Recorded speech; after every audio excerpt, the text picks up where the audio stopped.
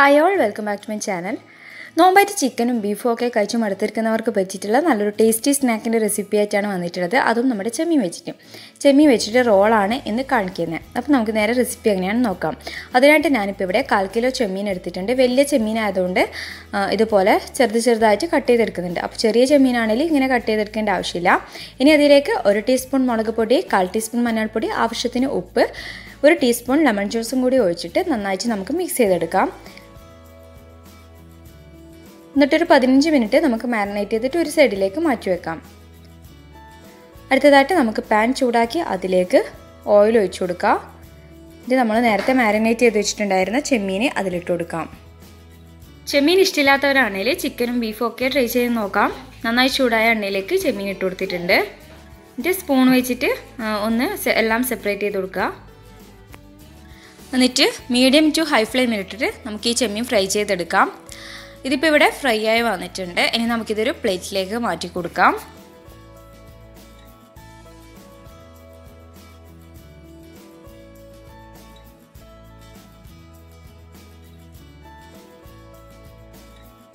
Veg വെച്ചിട്ടും നല്ല tasty ആയിട്ടുള്ള റോൾ ചെയ്തെടുക്കാൻ പറ്റും. ഈ ഒരു സെയിം ഓയിലിൽ തന്നെയാണ് ഞാൻ ഉള്ളി വഴച്ചെടുക്കുന്നത്. അപ്പോൾ ചെമ്മീൻ്റെ നല്ലൊരു ഫ്ലേവർ കിട്ടും. അപ്പോൾ മീഡിയം സൈസിലുള്ള 2 ഉള്ളി പൊടിയായിട്ട് കട്ട് ചെയ്തെടുത്തിട്ടുണ്ട്. അതിലേക്ക് പെട്ടെന്ന് വഴന്ന് കിട്ടാൻ വേണ്ടിയിട്ട് 1/4 ടീസ്പൂൺ ഉപ്പും കൂടി ഇട്ടിട്ട് നന്നായിട്ടൊന്ന് മിക്സ് ചെയ്ത് കൊടുക്കുക.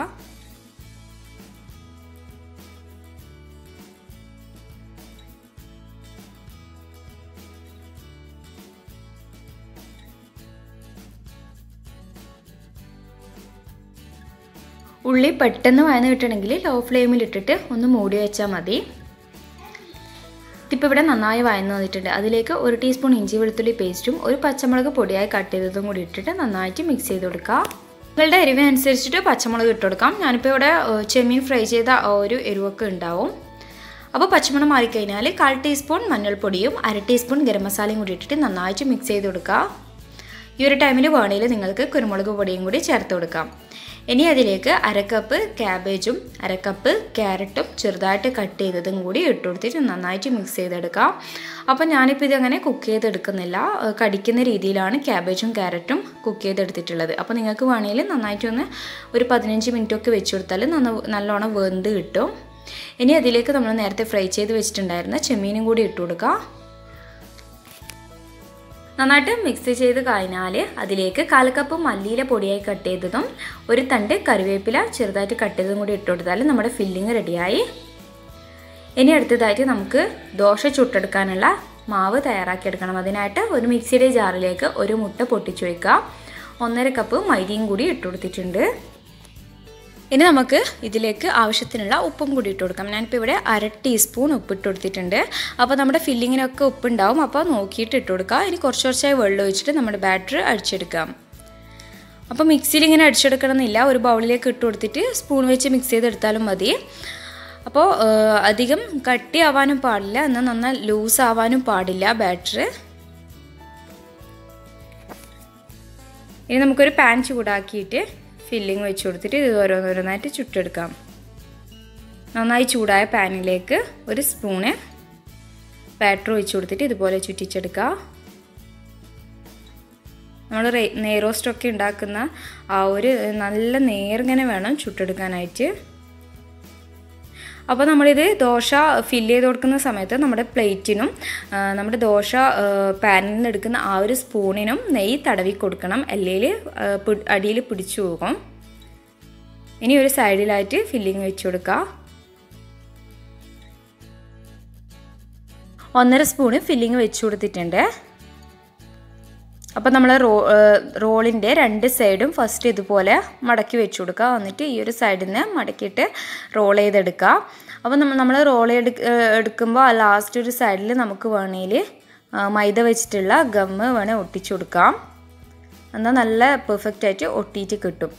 അപ്പോൾ ഓരോ ദോശ ചുട്ടെടുത്തിട്ട് പാത്രത്തിലേക്ക് വെച്ച് കൊടുക്കുന്ന സമയത്തും നമ്മുടെ പാന് ലോ ഫ്ലെയിമിൽ ആക്കി വെച്ച് കൊടുക്കുക. അപ്പോൾ ഓഫാക്കി അങ്ങനെ ചുട്ടെടുക്കേണ്ട ആവശ്യമില്ല. മുഴുവൻ ദോശയും ഒരുമിച്ച് ചുട്ടിട്ട് അങ്ങനെ ഫില്ല് ചെയ്തെടുക്കുന്നതിലും നല്ലത് നമ്മൾ ഓരോ ദോശ ചുടുന്നതിന് അത് ഫില്ല് ചെയ്തിട്ട് റോളാക്കിയിട്ട് നമുക്കൊരു സൈഡിൽ വെച്ച് കൊടുക്കുക, എന്നിട്ട് വീണ്ടും ദോശ ചുട്ടെടുക്കുക. അങ്ങനെ ചെയ്യുന്നതാണ് കൂടുതൽ നല്ലത്. ആ ഒരു ചൂടോട് കൂടിയിട്ട് നമുക്ക് നല്ല ഈസി ആയിട്ട് റോൾ ചെയ്തെടുക്കാൻ പറ്റും. അല്ലെങ്കിൽ തണിഞ്ഞു കഴിഞ്ഞാൽ അത് റോൾ ചെയ്തെടുക്കാൻ വിഷമാവും. അപ്പോൾ ഗമ്മൊക്കെ വെച്ച് ഒട്ടിച്ചു കൊടുക്കുകയും നല്ല നീറ്റായിട്ട് ചെയ്തെടുക്കാൻ പറ്റില്ല. അപ്പോൾ നമ്മുടെ സ്പൂണിനും ഈ ഒരു പ്ലേറ്റിലും നമ്മൾ ഓയിൽ തടവി കൊടുക്കണം. അല്ലെങ്കിൽ നമ്മുടെ ബാക്ക് സൈഡ് അവിടെ ഒട്ടിപ്പിടിച്ചിട്ട് നമുക്ക് റോൾ ചെയ്തെടുക്കുന്ന സമയത്ത് പൊട്ടിപ്പോവാനുള്ള ചാൻസ് ഉണ്ട്. അപ്പോൾ നമ്മൾ റോൾ ചെയ്തെടുക്കുന്ന സമയത്ത് മൈദ വെച്ചിട്ടുള്ള ഗം ഉണ്ടാക്കാൻ വേണ്ടിയിട്ട് 1 ടേബിൾ സ്പൂൺ മൈദയും 1 ടീസ്പൂൺ വെള്ളവും കൂടി സ്പൂൺ വെച്ചിട്ട് നന്നായിട്ട് മിക്സ് ചെയ്ത് കൊടുക്കുക. അതാണ് ഞാനിപ്പോൾ ഇവിടെ പുരട്ടി കൊടുക്കുന്നത്. അപ്പോൾ നന്നായിട്ട് ഒട്ടിക്കിട്ടും അവിടെ.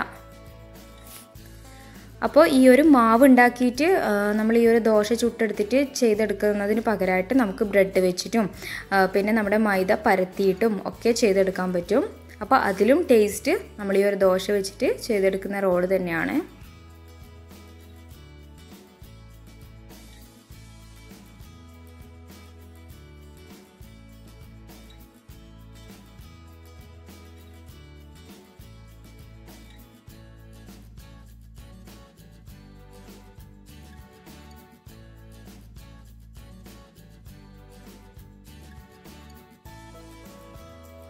അപ്പോൾ ചൂടോട് കൂടിയിട്ട് തന്നെ നമ്മുടെ ഫില്ലിംഗ് ഒക്കെ വെച്ചിട്ട് ചെയ്തെടുത്താൽ നമുക്ക് നല്ല ഇതുപോലെ തന്നെ നല്ല ഈസി ആയിട്ട് റോൾ ചെയ്തെടുക്കാൻ പറ്റും.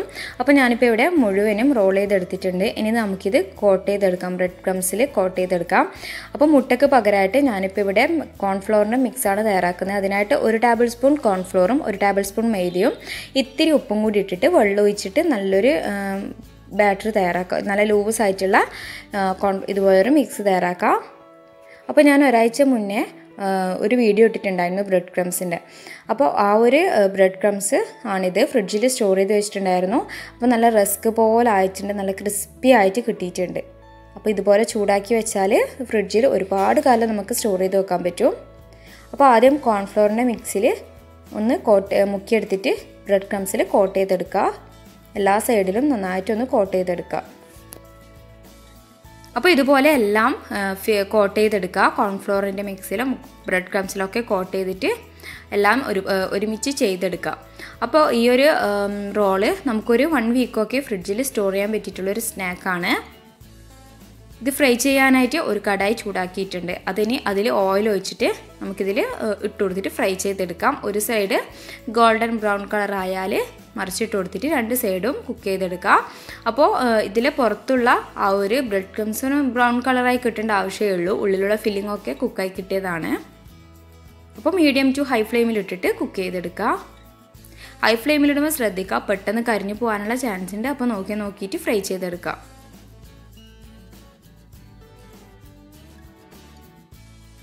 അപ്പോൾ ഇതിപ്പോൾ ഇവിടെ ഫ്രൈ ആയി വന്നിട്ടുണ്ട്. ഈ ഒരു രീതിയിൽ വേണം ഫ്രൈ ചെയ്തെടുക്കാനായിട്ട്. ഇനി ഇതൊരു ടിഷ്യൂ പേപ്പറിലേക്ക് മാറ്റി കൊടുക്കാം. അപ്പോൾ ഇതുപോലെ മുഴുവനും ഫ്രൈ ചെയ്തെടുക്കുക. അപ്പോൾ നമ്മളെപ്പോഴും കഴിക്കുന്ന ഫില്ലിങ്ങിൽ നിന്നും ഡിഫറെൻ്റ് ആയിട്ടും നമ്മൾ ചെമ്മീൻ വെച്ചിട്ട് ട്രൈ ചെയ്ത് നോക്കാൻ പറ്റിയിട്ട് നല്ല ടേസ്റ്റി ആയിട്ടുള്ളൊരു റോള് തന്നെയാണ്. അപ്പോൾ വീഡിയോ കണ്ടിട്ട് ഇഷ്ടമായാൽ ലൈക്ക് ചെയ്യാനും ഫാമിലി ഫ്രണ്ട്സിനൊക്കെ ഷെയർ ചെയ്ത് കൊടുക്കാനും മറക്കരുത്. കൂടാതെ സബ്സ്ക്രൈബ് ചെയ്യാതെ കാണുന്നവർ ആരെങ്കിലും ഉണ്ടെങ്കിൽ സബ്സ്ക്രൈബ് ചെയ്യുക. അപ്പോൾ അടുത്ത നല്ലൊരു റെസിപ്പിയുമായി വരുന്നത് വരെ ബൈ ബൈ.